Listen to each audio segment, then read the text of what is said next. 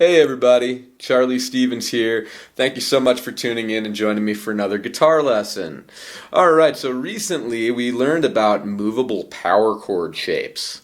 So please check out that lesson if you haven't already. But basically we can move things around the neck, and that is such an important concept to get as a guitar player, because not only can we do that with those power chord shapes we learned, we can do those with scale shapes. And things like that. All our different scale and chord forms, most of them are movable if we know what we're doing, okay? So how do we do this? Well, it involves going through the musical alphabet. Okay, so please check out the lesson on the musical alphabet if you're not familiar with that. But basically, we have letters in music, and we have sharps after most of them. We don't have sharp after B. We don't have a sharp after E. So we have A sharp, B, C, C sharp, D, D sharp, E, F, F sharp, G, G sharp, back to A. Okay, so we have that sequence of notes. So any shape that we can move that shape. It will look like the same shape, but if we're starting it in a different place of that musical alphabet, we'll be in a different key, basically. Okay? So, I hope that makes sense. I hope you're getting a little bit familiar with the concept of moving things around the neck. From the movable power chords. So now that we know how to move our power chords around, we can actually play a pentatonic scale. A minor pentatonic scale can usually be played in the same place that we can root a movable power chord. Okay, so please review the lessons on the pentatonic scale. I did one on the E minor pentatonic scale. I did one on the G major pentatonic scale. You might have noticed those are the same thing. Shape-wise, they're the same. They use the same notes. They're kind of dual purpose based on musical context. We can call that a G major pentatonic or an E minor pentatonic.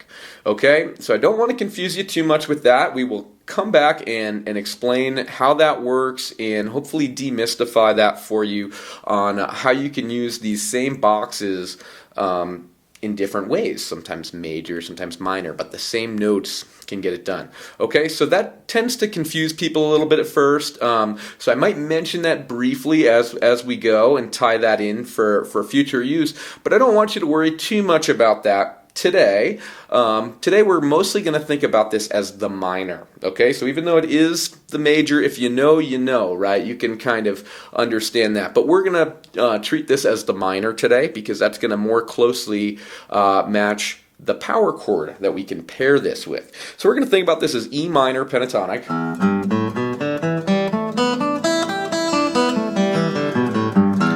Please watch the lesson on that if you're not familiar with that scale. We also learned the blues scale.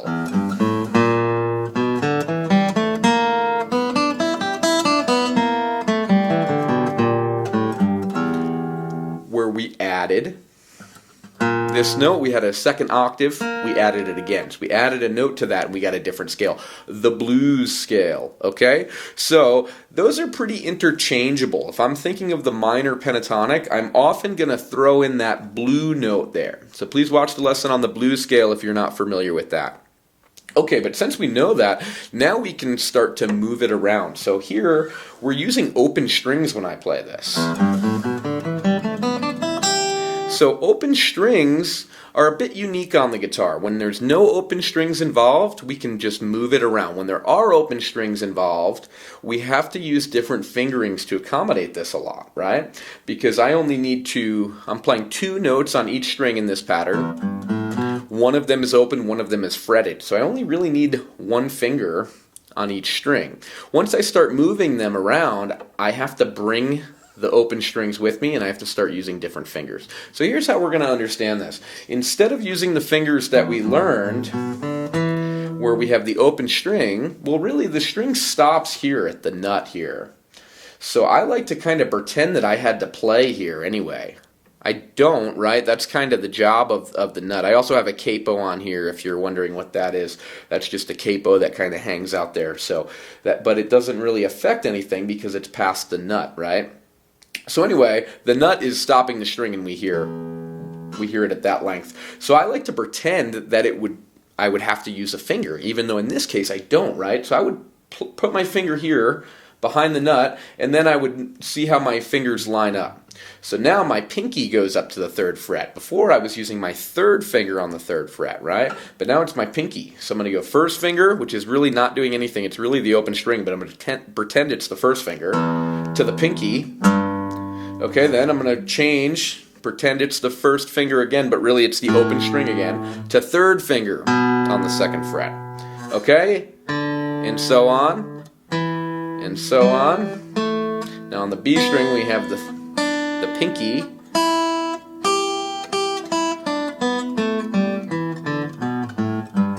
See, I'm actually moving this finger. I'm pretending I need to, because I will if we want to move it around. Now if I wanted to move this, now I can start here. Instead of on the open string, I can use my 1st finger to start on the 1st fret. Okay, so this string is called what? E, right? That's our low E string. Does E have a sharp after it? It does not, right? So that means that this note right here, this is the note F. So if I start that shape here,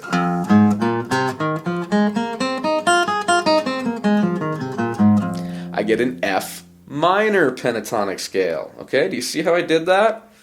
It's really the whole thing moved up, but I had to use these fingers now. Now there are no open strings. So now this shape is much more versatile. Now that we did that math to translate the open string shape into this, which hopefully you can see is just the same thing, but now we need a finger instead of what the open strings were doing for us, right?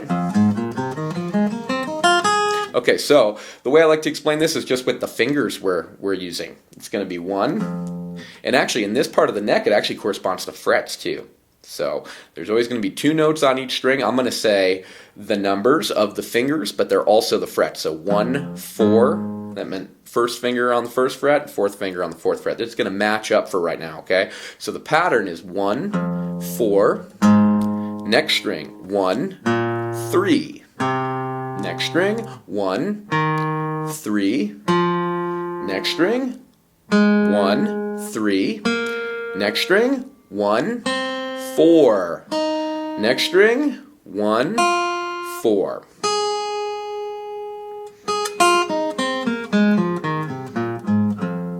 Okay, that's the F minor pentatonic scale.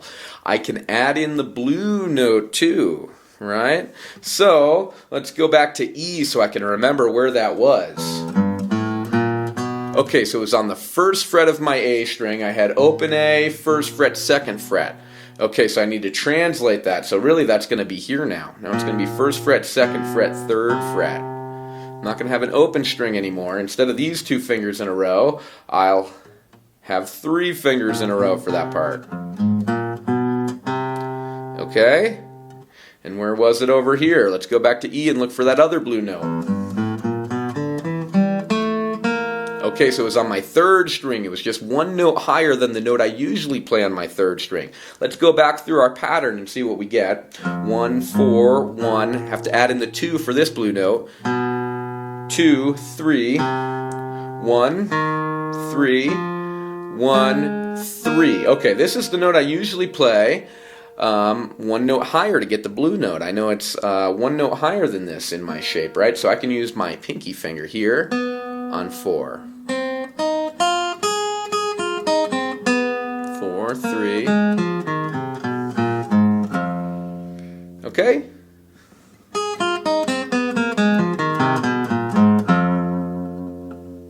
So that's where the blue notes are. Okay, now this is the F blues scale technically. Alright, now this is really easy to move around, okay? So hopefully that was slow enough for you to get the concept of where to add these in and how we got here from our E. But now that we have this shape, it's much easier to transpose it now because all of the fingers stay exactly the same. The frets will change. Now I'll go to the 2nd fret.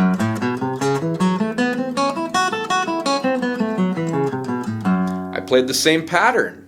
What scale is that now? Well, it started on what note? Let's see, this was the E string. E has no sharp, so this was F. F does have a sharp, so that means I must have just played F sharp. I was just in the key of F sharp. If I go 1 more, G.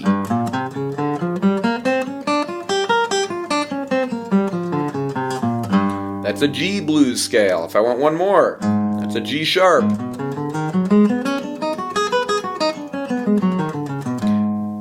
sharp blues scale. One more gives me A. Remember, this matches our open string A, provided we're in tune.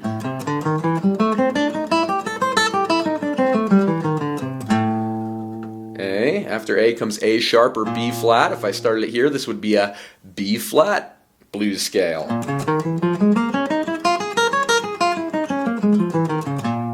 After B flat comes B natural.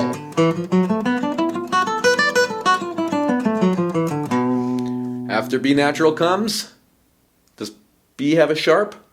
It does not, so this is C.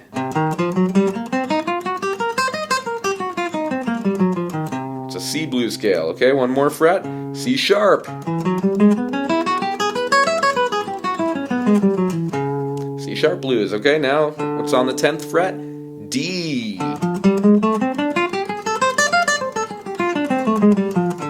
That was a D blues scale.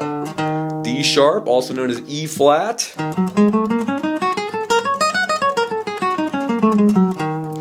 Okay, one more fret, 12th fret. Always the same as the open string. E, E, they're an octave apart.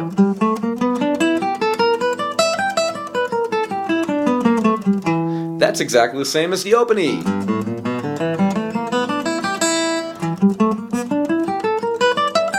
Now you have two different ways to play that. You could play it low, using the open strings, or you could play it high. Okay? So now that's every single key. Okay, so if you're trying to play a blues song and it's in the key of A, well, you know the blues scale now. All you have to do is find A. So where's A? It's on the 5th fret of our low E string. We hopefully know that from tuning. Check out the lesson on tuning if you haven't seen that. But we learned how to tune the guitar to itself is the method that we learned. And we learned where some of these unison notes were. Okay, so this is one that I've had memorized for a long time because that's how I learned how to tune when I was a kid. I knew that was A because I knew 5th fret was the same as the next string that way. A on the 5th fret of this string, same as open string this way. Except for on the B to G, between those we have a different spacing. So that would be in A blues. If somebody said, hey, let's play the blues in A, you'd be able to figure that out now, right? You can find your A, start the minor pentatonic box there, okay? These also totally correspond with the power chord. So we need to know that that's A if we wanted to play an A power chord there too, right?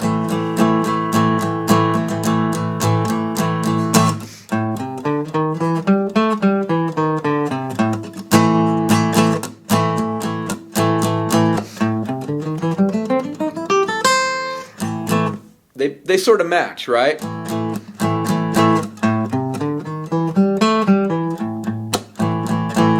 Okay, if you're rocking out on a tune and it's holding the power chord right here for a really long time, you could probably rip this scale. It's going to depend on the tune, so I don't want to speak too generally without knowing what you're playing. But yeah, if you're playing something, it's just a power chord hanging out.